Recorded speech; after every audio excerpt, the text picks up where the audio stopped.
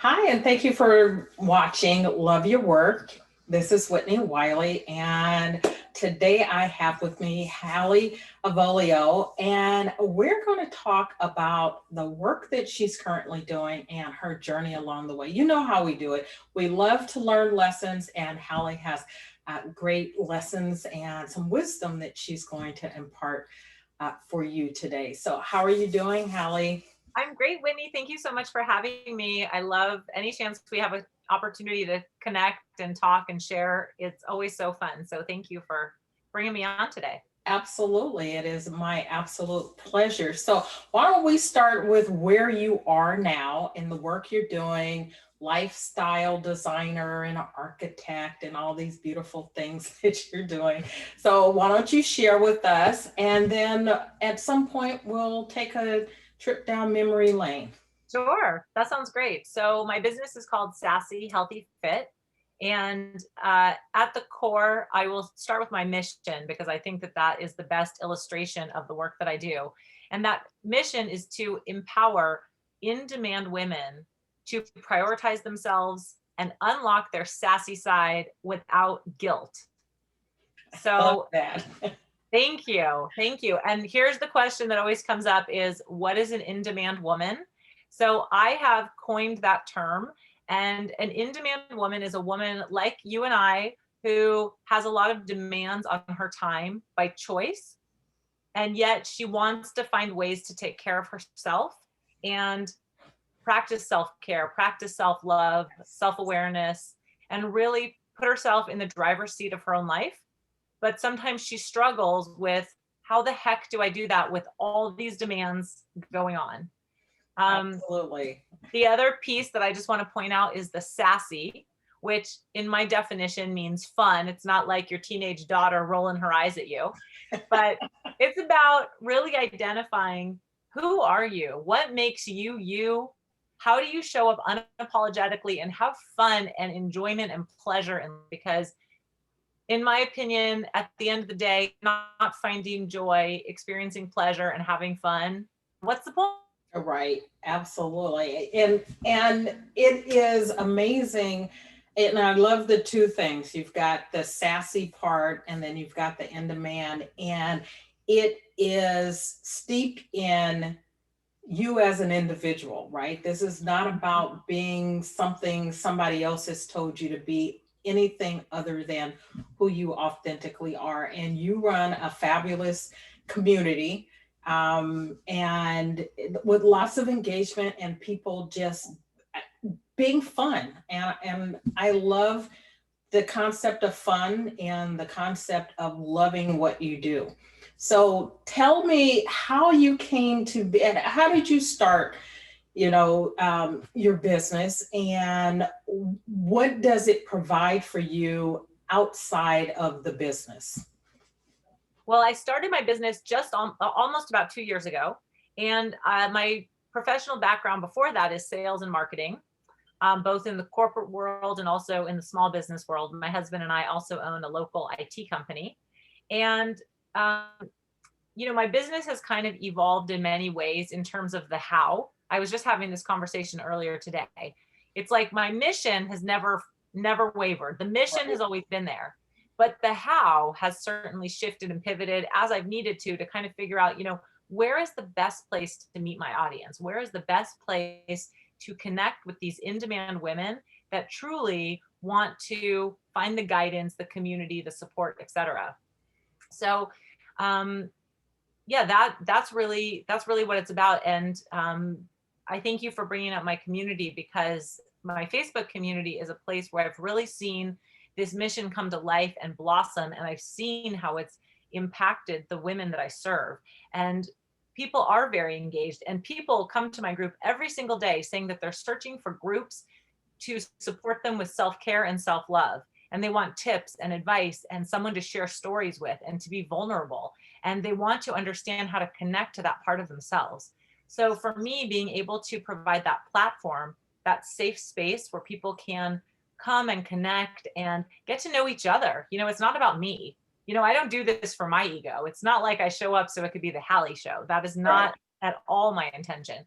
I absolutely love when women post their own posts in there. They start conversations. They engage with each other. I read every single comment that comes in. And when I see them commenting and interacting and supporting one another, that just makes me feel so fulfilled and empowered, really. So you asked, what is it outside of my business? What does it do for me? Yeah, business is about making money and supporting yourself financially and that side of business.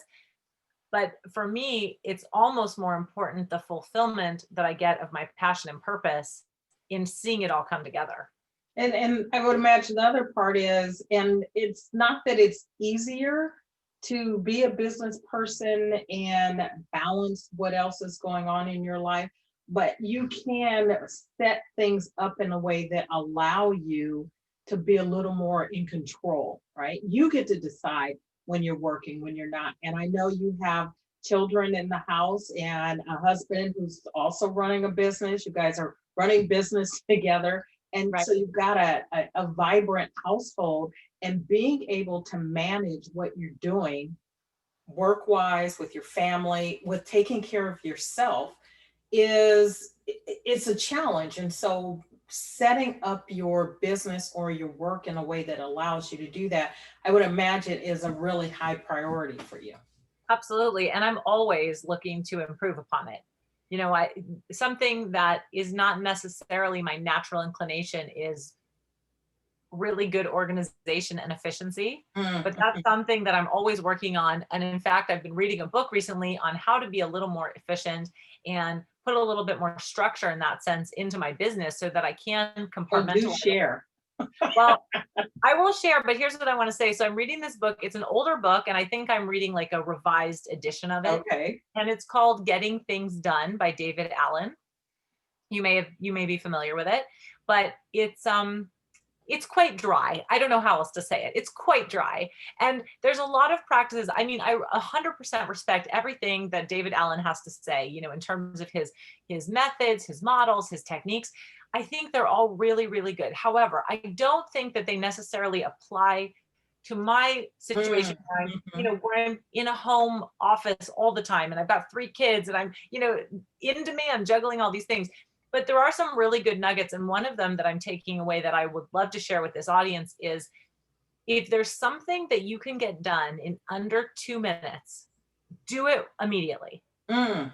So don't push it off. Don't flag the email. Don't say, I'll do it later. Don't write a post-it. Just get it done and move it out. So his overarching theme of this book is about closing open loops. And Okay. when you have these open loops in your brain, meaning information that's just kind of like hanging out there in the ether that you're going to think about later. Oh, I'll do that later, right? We all do this, right? I'll Yeah. call that person later. I'll return text later. Well, you have told how do you organize all the things so that they have a proper place so that you don't have open loops and you don't have to then rely on your brain to remember all these things Mm. because we're constantly getting information. So I love this part about if you can do something under 2 minutes, just get it done and move on with your life.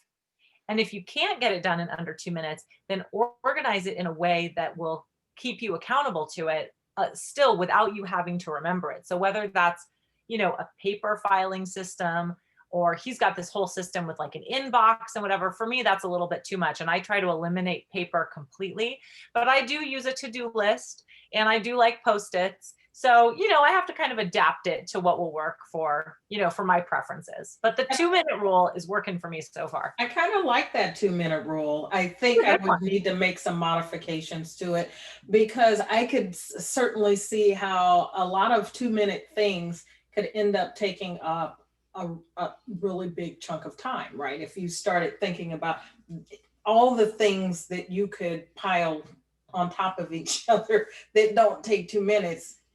But as you were talking, and I have not read the book, I was thinking, there would probably be some blocks of times that could be set aside Right. where it was be like, this is for all the 2 minute things in my life.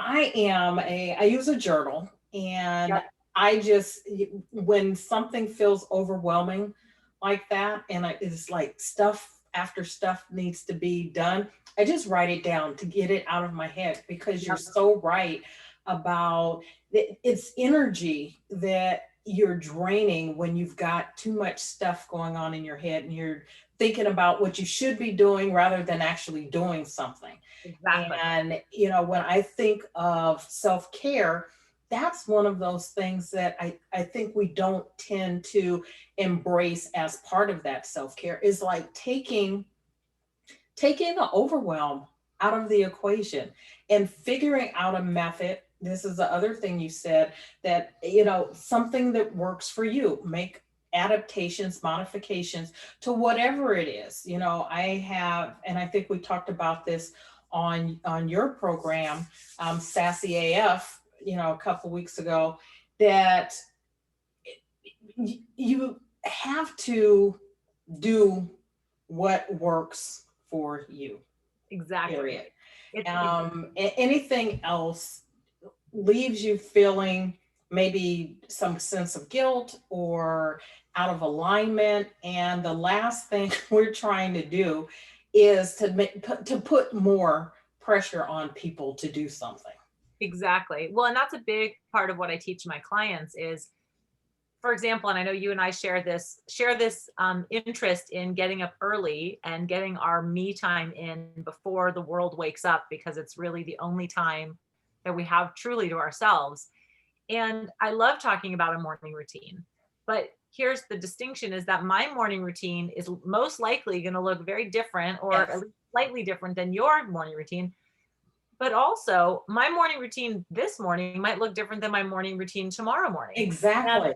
and just allowing yourself to have that flexibility is really, really critical, because part of the problem with the guilt is this word should.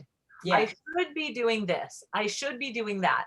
Nobody said you should be doing anything. right. You're the one that's saying it. So if you get that out of the equation, but you allow yourself to have the flexibility and the freedom, then you will find yourself in alignment, like you're talking about, Whitney, Yeah. and you won't have this guilt that piles up because there's no more shoulds. It just It's disappears. choice, and choose, and you get to say, I get to choose, right? And you get to choose your morning routine. I choose my morning routine, and I love that.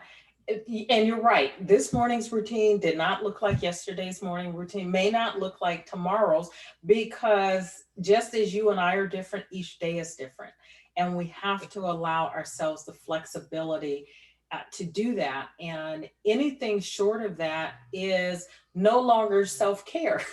Right? Right. It starts to become something where we're attacking self, and that's not the point. Self-care is not one more thing on the to-do list. It is, you Exactly. know, not supposed to make you feel guilty or leave you feeling less than the person next to you. Right. And when we embrace who we are and what works for us. And yes, take information from other people about what works for them. But if it doesn't work for you, then don't feel like you've got to include it. And I don't know if we had talked about this, but, you know, I had had a morning routine for a while, and then I read Hal Elrod's The Miracle Morning, Oh yeah. and I was a part of his community for a while. And I love what he's outlined with that process with the lifesavers.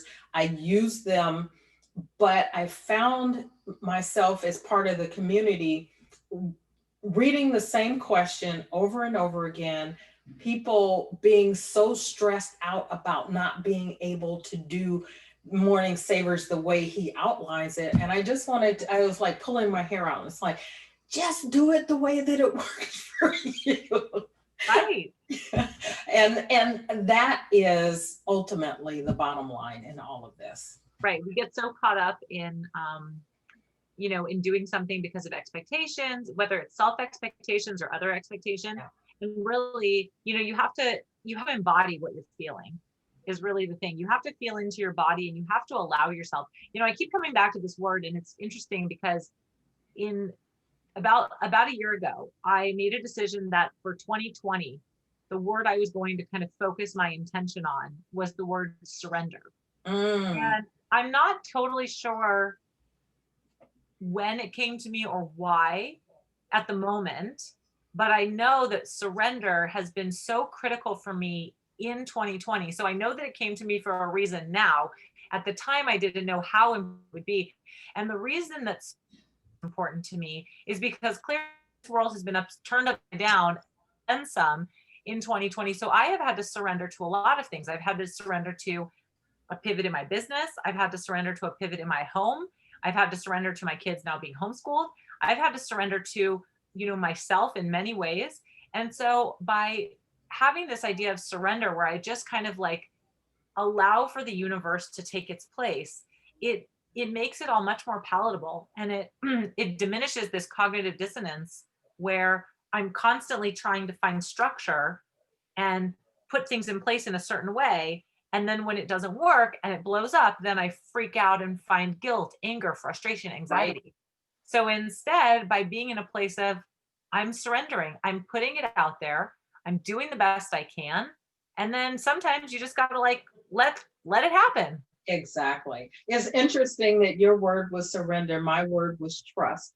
Ah, And I remember coming into 2020, these visions of grandeur and what 2020 was going to be. right. And I think by trusting, letting go, surrendering, 2020 for me, in the midst of, I'm not going to say despite or in spite of, but in the midst of all that's going on, 2020 is turning out to be like the best year for my business. Yeah, Um, and it is purely a function of letting go and trusting. Let's like do the work, do what you're supposed to do, Whitney, and then let it go that's and awesome. let what's going to be. And Right. so I love that you brought up kind of the word of the year. It'll be interesting to see what word you come up with, if you come up with something different for Well, I was 2021. I was curious, have you picked something for 2021 yet? Has it I come to you? haven't, I haven't started to, and it is probably going to be much the same. I know it's funny. I've gotten much more spiritual in 2020, not Yeah. surprisingly, I think. And I've gotten much more in touch with my intuition, and my meditation practice has increased quite a bit, Yes. which I love. And it's so grounding and soulful to me. And it's funny because I wouldn't consider myself to be a religious person. Like that, Mhm. it's not a word I use to identify myself, but I definitely feel spiritual, and I feel a connection to this greater power of the universe, whatever that means, right? Because it means something different to everybody. But for me, it's just really about feeling that there's something greater than myself. There's something greater than all of us individually out Yes, there. And absolutely. by doing some of these spiritual practices like meditation and manifesting and really trusting my intuition and creating quiet space, I feel like I've grown and I've learned a lot about myself over this past year.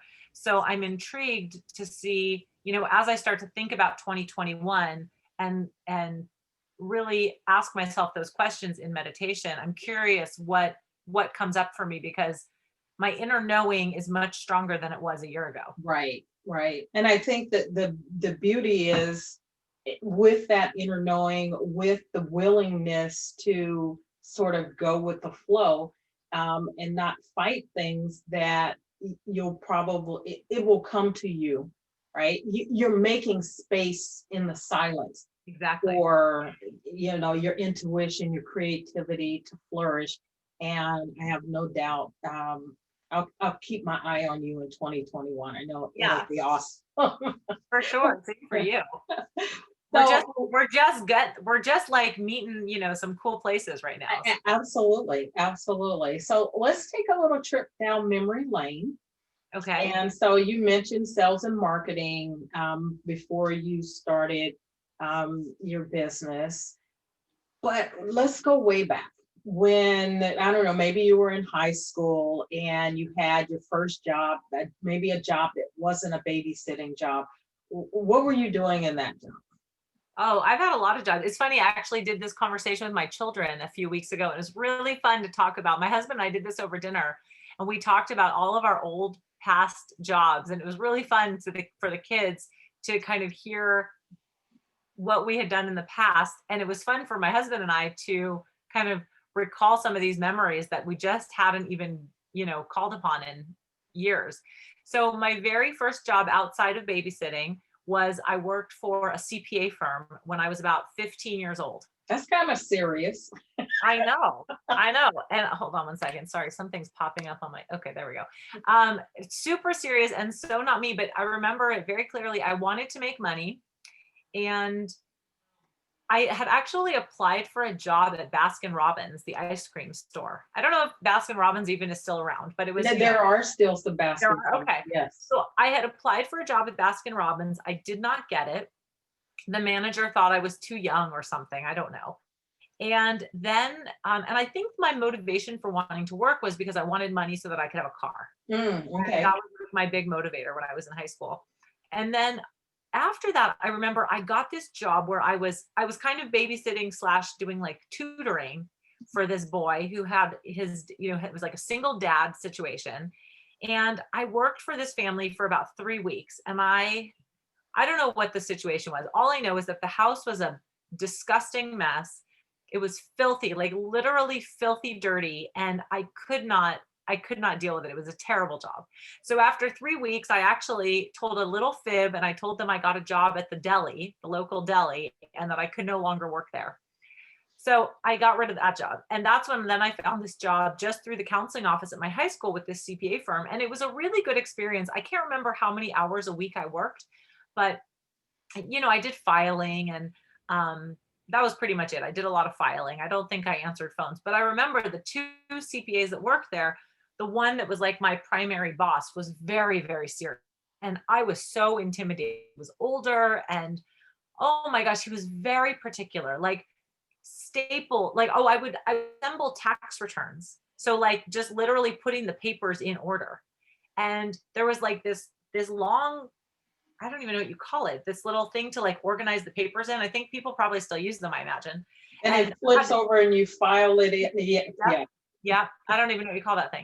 And I had to do that. And then I had to staple it like in a very particular way. And some certain things had to be hole punched to be put into 3-ring binders. And I tell you, Whitney, if I made a mistake, if a staple was out of place or a 3-hole punch was a hair off, I would get called into his office and be given a talking to. So that was quite an experience. And then after that, other than fear, what did you learn? What was the lesson that you learned in that? I think I learned a lot of respect. A lot of respect for, respect. I mean, I had respect for elders as it was, but just a new respect of being in an office. Being in an office where I don't know these people, they're not my family. Right. They're different adults, they're not my teachers. And just learning that I am responsible for myself and my actions, and I need to have respect that these are the professionals, these are the people in charge, and I'm just coming in to help, and I'm very low on the totem pole at 15 where you should be, and I'm just learning. So that's just the place that I am to learn and absorb. That's great. That's great. I think it's called a collator. Yes. I think you're right. Then you can sweep them up. I actually, like, one of my first jobs was doing something similar. We had a machine that collated, and so it was like feeding these things into a machine. But we're not here talking about my jobs. We're talking about you. So where did you go from there? From the CPA? After that job, I got an opportunity to get a better job. So I left that office, and there was an event center near where I lived. So at that point, it was past when I was 16. So I was driving and I had a car, and I got hired by this event center because a friend of mine worked there. I actually knew a couple of people that worked there. And they had a department that put on corporate picnics. So, companies would bring the families in for the summertime picnic.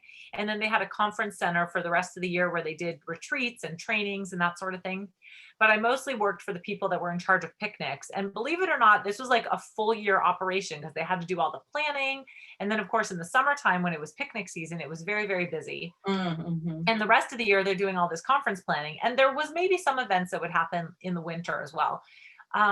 So I did the same sorts of things. I was an assistant. I did photocopies and filing, and it was a pretty big property. So sometimes I would have to go around and like put signs up if there was an event happening. On a very rare occasion, they would send me down to the main office and put me taking phone calls on the switchboard. That scared the hell out of me. That was like the worst part of the job. I'm like, oh my God, there's so many buttons, I can't do it. So that was a very rare occasion. I also, I told my kids this the other day. So we had to make these posters, and they were like maybe 11 by 17 size or so. No, they must have been a little bigger, but in any event, there were these long posters, and they were pre-printed, but they had like an open oval in the middle. So you could put, the name of the company that was having the pick, and then where the location was. So it might say like, ABC company, and then it might say ring toss and have an arrow pointing a certain direction. And I would have to type on a typewriter the word. That goes way back. I mean, so this was like in 1996, 1995, something like that. But so I learned how to use a typewriter. So that was something that was kind of funny, because my kids were like, "What? You used a typewriter?" Yeah. But I like that. And yes, and I'm not that old either. So. Exactly. It was fun though. I had that job for the rest of high school, and I really liked it. So I was there about a year and a half, and the people were really lovely. I got to learn a lot. It was always fun. There was always something different. There were some characters that owned that property and that facility, but it was a lot of fun. And what did you study in college? I studied communications. Okay. So when I was in college, I kept working. So I took about one quarter off. I started off college at UC Santa Barbara, and over winter, like just after we got back from winter break in January, I started working at Kinko's, which is now FedEx, and talking about collating. I worked in the back. They called it Express. If anybody has ever visited a Kinko's where you could make copies yourself with those little keys that you would stick into the machine that would count the copies. So I was the girl that would stand in the back of the copy shop and count your little clicker and take your money and all that sort of thing, and unjam copy machines. And I was collating and binding and all that stuff. But the thing about Kinko's is that's actually where I met my husband. Okay. So, yeah. So it was a good job. I worked at Kinko's for a good chunk of college, because I transferred to UCLA my junior year, but I stayed at Kinko's for, I guess, half of my freshman year, all of my sophomore year, and then the summer between. And then when I got to UCLA, I didn't want to work at Kinko's anymore. I said, I'm good. So my job when I was at UCLA, at first I spent about, 6 weeks or so working at a little cafe on campus. So I went back to here. I got to live out my dream of scooping ice cream that I'd wanted to do back in high school. Let me tell you, Whitney, if you've ever scooped ice cream, it's a pretty disgusting job. Like, you have to get in there, and I did not care for food service. I had to do dishes. Food service is the worst. It was not my thing. So I didn't do that for very long, but then I got another job, which was a very cool opportunity, working for an Italian shoe designer in Beverly Hills. Oh, wow. And that was a lot of fun. So she was looking for an assistant. She had a flagship store right there in Beverly Hills on, I don't remember what street it was on. But I organized shoes. I got to go to a trade show with her in Vegas. I got to pick up shoes from like the airport when they would come in on these like big shipments from Italy. I got to help sometimes down in the retail part of the store. I did spreadsheets. I wasn't typing on a typewriter anymore, but that was a really fun job. I like that one a lot. So that was with me through the end of college. And you said food service wasn't for you. What did you learn, however, in food service that serves you well now? Oh, that's a good question. Here's what I learned about food service. You got to be careful who's scooping your ice cream. I agree with you. Anyone who's touching anything you're eating. Oh, right? Yeah, and also it pays like crap. I mean, God bless those people. They work really hard. And absolutely. This is just a little like cafe, like a walk-up counter cafe sort of thing. People that are in food service, I'd say they're very determined, and they're very either passionate about what they do, or they're just very hard workers, and I really respect that. So I've always felt that before you should be allowed to go to a restaurant or, buy food out. You should have worked in food service for a little while. I think it teaches you some things about how we interact with people when it just comes to customer service. That and retail, just some absolutely great lessons about customer service and interacting with people, and having jobs like that, I think, help to make you a better customer, a better human in your Absolutely. interactions with people. So Well, and I will tell you that my experience working at Kinko's was a lot of customer service, yeah. because you get people that are in there just making a couple of copies, but you also have people that are on deadlines and they're stressed because they need to get multiple copies of things. And if you can be empathetic And they waited till the last minute to get it done, right? well, right, but got all these things. Customer service was like a huge theme and a huge Yeah. value of Kinko's corporate before they got bought by FedEx. I don't know anymore. I can't speak to that now. But when it was Kinko's, it was hugely valued to have awesome customer service. And I want to say that my husband, who when at the time when I was working there, in the back as the copy girl, he was the assistant manager of technology services. So he was running like the computer services department where you could go and rent the computer for a little bit. And again, this is in the late 90s when not everybody had personal computers. So that area was hopping. People would come in and they would get work done. They would, they were professionals that didn't Yeah. have a personal computer at home. And, he got a lot of lesson and value in customer service. And now as a business owner himself, the reason that our business now has been so successful for 14 years is because of customer service. There are a lot of folks out there that do IT support, a lot of people out there Right. that can fix computers. But the reason that our clients stay with us year after year after year is because we deliver the best customer service. We always have their best interest at heart. And so that's a huge value that I took away from my experience at Kinko's. And my husband really, holds that very dear. And that's something that he is very, very passionate about. Absolutely. So where was the turn for you into becoming an entrepreneur? Did something happen, or was it there all along and maybe just buried? How did you become an entrepreneur? That's interesting about it being buried. I'm not sure. I'd have to meditate on that a little bit, but I will say I've always been a leader. So that part of me is not something new. However, I always had this vision of myself being in corporate. And then, which is what I did after college. I went through the corporate kind of world and I did that for Mhm. about 10 years. And then when my children were born, that's when I started working alongside my husband with his business. And the turning point was that I always felt like I was going to go back into corporate as soon as my kids were old enough to be in school.